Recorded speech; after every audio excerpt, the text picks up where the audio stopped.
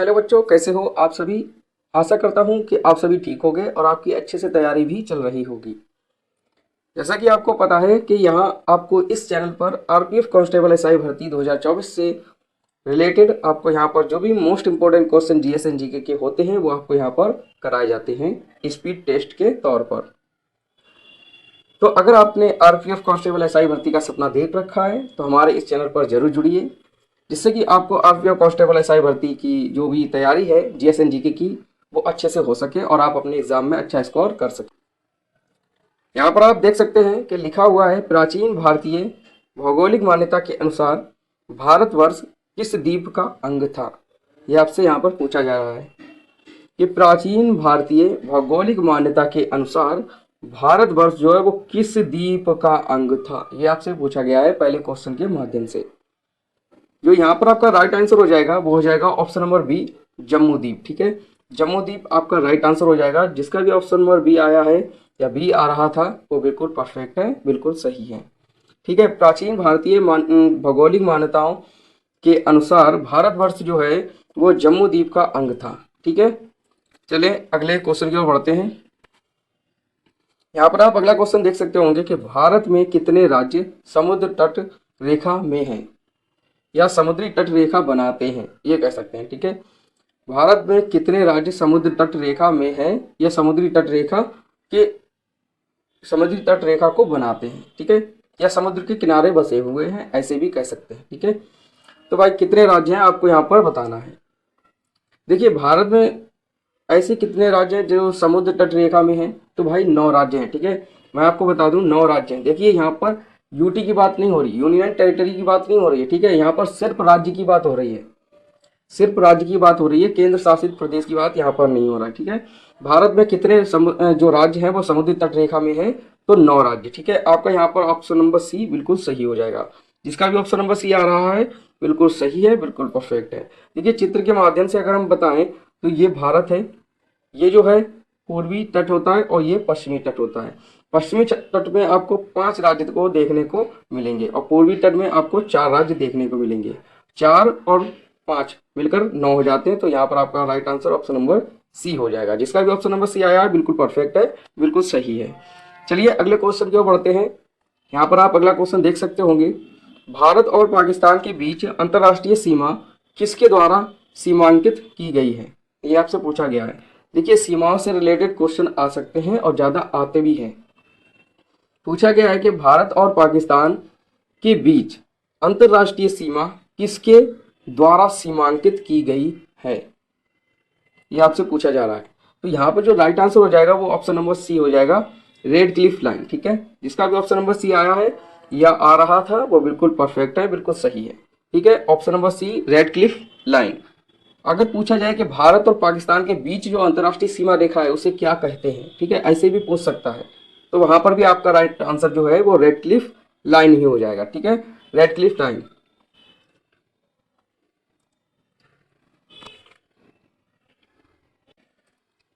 चलिए अगले क्वेश्चन की ओर बढ़ते हैं।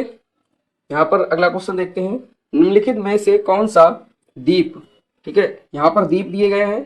पूछा गया है कि निम्नलिखित में से कौन सा द्वीप भारत और श्रीलंका के मध्य स्थित है, यानी भारत और श्रीलंका के मध्य में स्थित है, ये आपको बताना है। ठीक है, तो निम्नलिखित में से कौन सा द्वीप भारत और श्रीलंका के मध्य में स्थित है, तो बताइए। यहाँ पर आपके सामने 4 ऑप्शन दिए गए हैं, यहाँ पर आपका राइट आंसर जो है वो क्या होगा। देखिए जो भारत और श्रीलंका के मध्य में जो द्वीप एक पड़ता है उसे हम रामेश्वरम के नाम से जानते हैं। ठीक है, यहाँ पर आपका जो राइट आंसर है वो ऑप्शन नंबर डी हो जाएगा। जिसका भी ऑप्शन नंबर डी आ रहा था वो बिल्कुल परफेक्ट है, बिल्कुल सही है। देखिए अगर चित्र के माध्यम से हम बताएं आपको, तो ये जो है एक इंडिया का मैप जैसे कि हम बना लेते हैं और ये एक श्रीलंका का मैप है। यहाँ पर आपने देखा होगा बीच में यहाँ पर एक रामेश्वरम द्वीप पड़ता है। ठीक है, उसी को पूछा जा रहा है कि निम्नलिखित में से कौन सा द्वीप भारत और श्रीलंका के मध्य स्थित है, ये आपसे पूछा गया है। तो ये आपका राइट आंसर यहाँ पर क्या होगा, ऑप्शन नंबर डी रामेश्वरम। ठीक है, ऑप्शन नंबर डी जिसका भी आ रहा है वो बिल्कुल परफेक्ट है, बिल्कुल सही है। चलिए अगले क्वेश्चन की ओर बढ़ते हैं। यहाँ पर आप अगला क्वेश्चन देख सकते होंगे, दिया हुआ है कि किस आधुनिक भारतीय राज्य में कोंकण, मराठवाड़ा, और विदर्भ के क्षेत्र स्थित है। ये आपसे पूछा गया है। मतलब यहाँ पर कहने का ये है कि किस आधुनिक भारतीय राज्य में, यानी कि जो आधुनिक अभी वर्तमान में जो राज्य है, ठीक है, आधुनिक भारतीय राज्य है, उसमें कोंकण, मराठवाड़ा और विदर्भ के क्षेत्र स्थित है। ये आपसे पूछा गया है कि कौन सा राज्य है। तो मैं आपको अगर बताऊं कि कोंकण और मराठवाड़ा और विदर्भ के क्षेत्र जो हैं वो महाराष्ट्र में है। कहाँ पर है भाई? महाराष्ट्र में पाए जाते हैं। ऑप्शन नंबर बी जो होगा आपका बिल्कुल राइट होगा, बिल्कुल परफेक्ट होगा। सी है आपका, जिसका भी बी नंबर आ रहा था बिल्कुल परफेक्ट है। ठीक है, महाराष्ट्र आपका राइट आंसर हो जाएगा। चलिए अगले क्वेश्चन की ओर बढ़ते हैं। यहाँ पर आप अगला क्वेश्चन देख सकते होंगे कि अरावली और विंध्य श्रृंखलाएं, ठीक है, अरावली की श्रृंखलाएं और विंध्याचल या विंध्य की जो है श्रृंखलाएं, इनके मध्य में कौन सा पठार पड़ता है, ये पूछा गया है। ठीक है, यह कौन सा पठार स्थित है? अरावली एवं विंध्य श्रृंखलाओं के मध्य कौन सा पठार स्थित है? देखिए, अरावली पर्वत या अरावली श्रृंखला कह सकते हैं, विंध्याचल पर्वत या विंध्याचल श्रृंखला कहते हैं। तो इनके जो मध्य में जो पठार पड़ता है वह कौन सा पठार पड़ता है, आपसे ये पूछा गया है।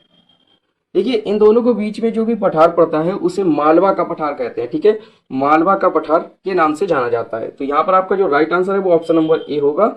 जिसका भी ऑप्शन नंबर ए आ रहा था बिल्कुल परफेक्ट है, बिल्कुल सही है। मालवा का पठार आपका राइट आंसर हो जाएगा। चलिए अगले क्वेश्चन की ओर बढ़ते हैं। यहाँ पर आप अगला क्वेश्चन देख सकते होंगे, सुमिलित कीजिए से है। ठीक है, चलिए इसका आंसर बताइए क्या आ सकता है। देखिए, यहाँ पर पूछा गया है कि निम्नलिखित में से कौन सा युग्म, ठीक है, कौन सा युग्म सुमिलित नहीं है। मैंने आपको बार बार हर वीडियो में बताया है कि इस टाइप के जो क्वेश्चन आते हैं सुमिलित वाले, तो यहाँ पर आपको लास्ट में जरूर देखना है कि सुमिलित नहीं है पूछा है या सुमिलित है पूछा है। ठीक है, तो यहाँ पर पूछ रहा है कि सुमिलित नहीं है, तो हमें ऐसा ऑप्शन देखना है जिसमें सुमिलित नहीं कर रहा हो। ठीक है, तो चलिए पहला क्वेश्चन, पहला जो ऑप्शन है उसे देखते हैं। तो चलिए ऑप्शन के माध्यम से यहाँ पर देखते हैं कि कौन सा सम्मिलित नहीं है। तो यहाँ पर जो आपका राइट आंसर हो जाएगा वो ऑप्शन नंबर बी हो जाएगा, नागपट्टिनम आंध्र प्रदेश। ठीक है, ऑप्शन नंबर बी जिसका भी आ रहा था बिल्कुल परफेक्ट है, बिल्कुल सही है। Option number B Nagapattinam Andhra Pradesh. चलिए अगले क्वेश्चन की ओर बढ़ते हैं। यहाँ पर आप अगला क्वेश्चन आप अपनी स्क्रीन पर देख सकते होंगे। दिया गया है कि भारत की कौन सी पर्वत श्रेणी नवीनतम है, यानी कि इसमें जो भी श्रेणियां दी गई हैं चारों ऑप्शन में, इसमें से आपको सबसे नई श्रेणी बतानी है, सबसे नई पर्वत श्रेणी का नाम इसमें आपको बताना है। जैसे कि चार ऑप्शन दिए गए हैं आपको, सह्याद्री, ठीक है, अरावली, हिमालय और सतपुड़ा। ठीक है, सह्याद्री, अरावली, हिमालय, सतपुड़ा, ये आपको चार यहाँ पर नाम दिए गए हैं और पूछा गया है कि भारत की कौन सी पर्वत श्रेणी नवीनतम है, यानी कि नई है। ठीक है, इन चारों में सबसे नई कौन सी है ये आपसे पूछा जा रहा है। तो यहाँ पर जो आपका राइट आंसर हो जाएगा वो ऑप्शन नंबर सी होगा, हिमालय। ठीक है, ऑप्शन नंबर सी जिसका भी आ रहा है वो हिमालय है। ठीक है, वो बिल्कुल सही है, बिल्कुल परफेक्ट है। ऑप्शन नंबर सी वाले जितने भी हैं भाई वो सब ठीक है। ऑप्शन नंबर सी आपका राइट हो जाएगा, हिमालय। चलिए अगले क्वेश्चन की ओर बढ़ते हैं। ये रहा आपका अगला क्वेश्चन। चलिए इसका आंसर कमेंट में बताइए क्या आ सकता है। देखिए, यहाँ पर दिया गया है कि कुल्लू घाटी, ठीक है, कुल्लू घाटी निम्नलिखित पर्वत श्रेणियों के बीच अवस्थित है। मतलब यहाँ पर कहने का ये है कि कुल्लू घाटी जो है वो किन पर्वत श्रेणियों के बीच में पड़ती है, ये आपसे पूछा जा रहा है। ठीक है, तो कुल्लू घाटी किस पर्वत श्रेणियों के बीच में पड़ती है ये आपको बताना है इन चार ऑप्शन को देखकर। तो बताइए यहाँ पर आपका राइट आंसर क्या होगा। देखिए, कुल्लू घाटी जो है वो धौलावीरा, जो धौलाधार के पर्वत हैं, ठीक है, पर्वत श्रेणियां हैं धौलाधार के, वहां पर पड़ती हैं। तो यहाँ पर आपको जो धौलाधार दिख रहा होगा वो पहले ऑप्शन में ही दिख रहा होगा। ठीक है, धौलाधार तथा पीर पंजाल के बीच में कुल्लू घाटियां पड़ती हैं। ठीक है, कुल्लू घाटी पड़ती है कह सकते हैं। तो कुल्लू घाटी कहाँ पर किन पर्वत श्रेणियों के बीच में पड़ती है, तो धौलाधार तथा पीर पंजाल। ठीक है, पीर पंजाल तथा धौलाधार। तो यहाँ पर आपका जो राइट आंसर है वो ऑप्शन नंबर ए हो जाएगा। जिसका भी ऑप्शन नंबर ए आ रहा था बिल्कुल परफेक्ट है, बिल्कुल सही है। देखिए, यहाँ पर आपको कमेंट में हमें बताना है कि आप इस स्पीड टेस्ट में कितने क्वेश्चंस सॉल्व कर पाए और कितने क्वेश्चन नहीं सॉल्व कर पाए। और आपको अगर इस वीडियो में कोई भी क्वेश्चन में डाउट रह गया हो तो हमें कमेंट में ज़रूर बताइएगा, जिससे कि मैं आपको डाउट पूरा कर सकूँ, क्लियर कर सकूँ। ठीक है, तो चलिए अगले क्वेश्चन की ओर बढ़ते हैं। यहाँ पर आप अगला क्वेश्चन देख सकते होंगे, छोटा नागपुर पठार की सबसे ऊंची पर्वत चोटी है, ये आपसे पूछा गया है कि कौन सी है। ठीक है, कौन सी है ये आपसे पूछा जा रहा है। तो छोटा नागपुर पठार की सबसे ऊंची चोटी या सबसे ऊंची पर्वत चोटी है वह कौन सी है। ठीक है, 4 आपको नाम दिए गए हैं। तो यहाँ पर आपको छांटना है कि छोटा नागपुर की जो छोटा नागपुर पठार है उसकी सबसे ऊंची पर्वत चोटी कौन सी है। देखिए छोटा नागपुर पठार जो है उसकी सबसे ऊंची चोटी जो है वो पारसनाथ है। ठीक है, पारसनाथ है। यहाँ पर आपका right answer option number C हो जाएगा। ऑप्शन नंबर सी जिसका भी आ रहा था बिल्कुल परफेक्ट है, पारसनाथ। देखिए इस टाइप के क्वेश्चन आपसे जरूर पूछे जाएंगे, चोटियों से रिलेटेड, पर्वत चोटियों से रिलेटेड, पठारों से रिलेटेड। ठीक है, अगर आपने इनको प्रॉपर तौर से नहीं पढ़ा है तो हमें कमेंट में बताइए। मैं आपके लिए एक अलग से वीडियो जो कि पर्वत एंड पठार के ऊपर होगी, मैं आपके लिए अच्छे से एक वीडियो लेकर आऊंगा जिससे कि आप देखकर आप अपनी तैयारी पूरी कर सकती हो। देखिए आप कमेंट ही नहीं करते कि हमें भाई क्या आता है क्या नहीं आता है। ठीक है, आप कमेंट कीजिए, मैं आपका जो डाउट होगा उसका सोल्यूशन दूंगा। ठीक है, आपको जो डाउट है उसे क्लियर करूंगा। बट आप कमेंट ही नहीं करेंगे तो मैं आपको कैसे जानूंगा कि आपको क्या प्रॉब्लम है। ठीक है, तो कमेंट भाई जरूर कीजिए। चलिए अगले क्वेश्चन की ओर बढ़ते हैं। यहाँ पर आप अगला क्वेश्चन देख सकते होंगे कि आर्यों ने भारत में किस दर्रे से होकर प्रवेश किया था। जो आर्य भारत में आए थे वह किस दर्रे से, अब दर्रा क्या होता है। ठीक है, दर्रे से होकर प्रवेश किया था, क्वेश्चन तो दिया गया है बट दर्रा होता क्या है, अगर आपको यही नहीं पता होगा तो फिर आप तैयारी कैसे कर पाएंगे। ठीक है, तो आप कैसे एग्जाम में पास हो पाएंगे। अगर किसी ने पूछ लिया कि भाई दर्रा होता क्या है तो फिर आपका सब बेकार, अगर आपको पता नहीं होगा। तो यहाँ पर छोटी छोटी चीजें जो हैं जो आपको पता नहीं है उनको सीखना जरूरी होता है। ठीक है, तो यहाँ पर पूछा गया है, चलिए क्वेश्चन को देखते हैं। आर्यों ने भारत में किस दर्रे से होकर प्रवेश किया था, ये आपसे पूछा जा रहा है।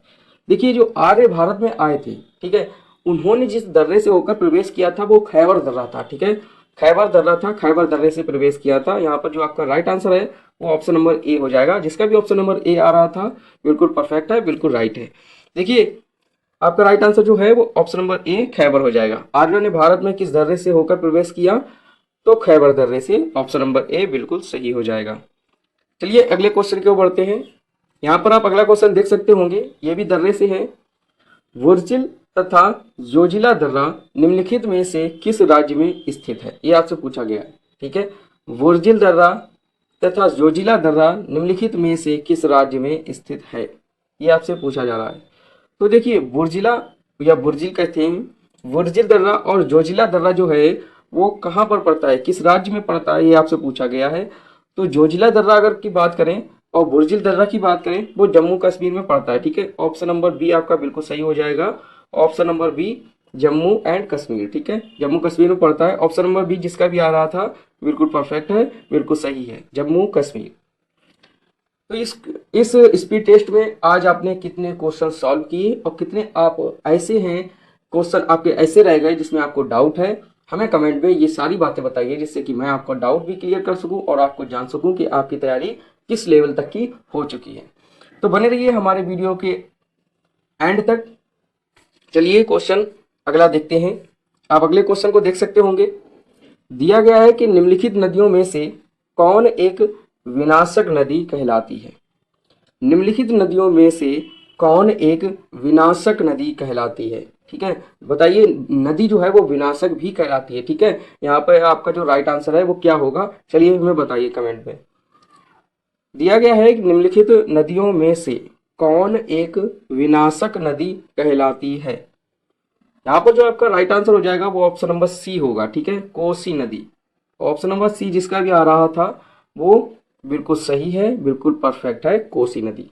अगर हम आपसे पूछे कि कोसी नदी को किस राज्य का शोक कहते हैं तो यहाँ पर आपका जो राइट आंसर है वो क्या होगा। देखिए कोसी नदी को भारत में एक ऐसा राज्य है जिस राज्य का इसे शोक कहा जाता है, तो वह राज्य का नाम क्या है हमें कमेंट में बताइए।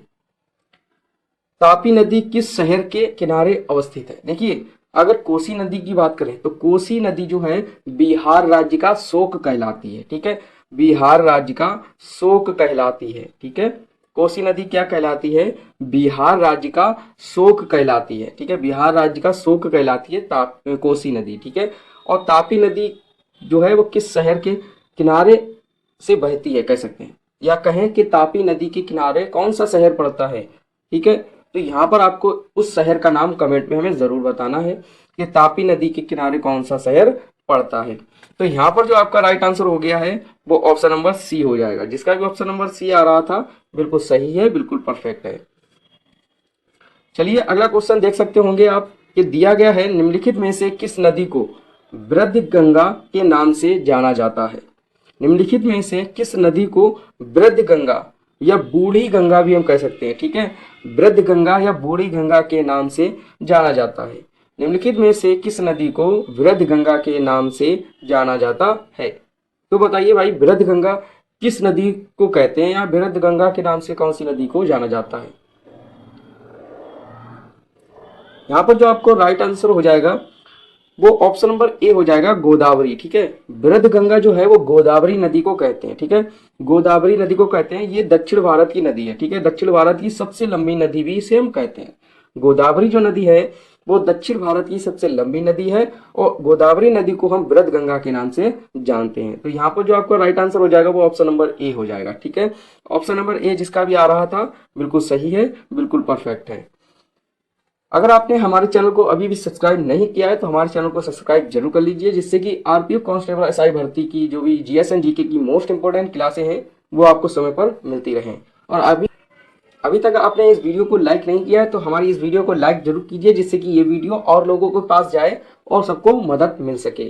तो चलिए वीडियो यहीं तक रखते हैं। Take care.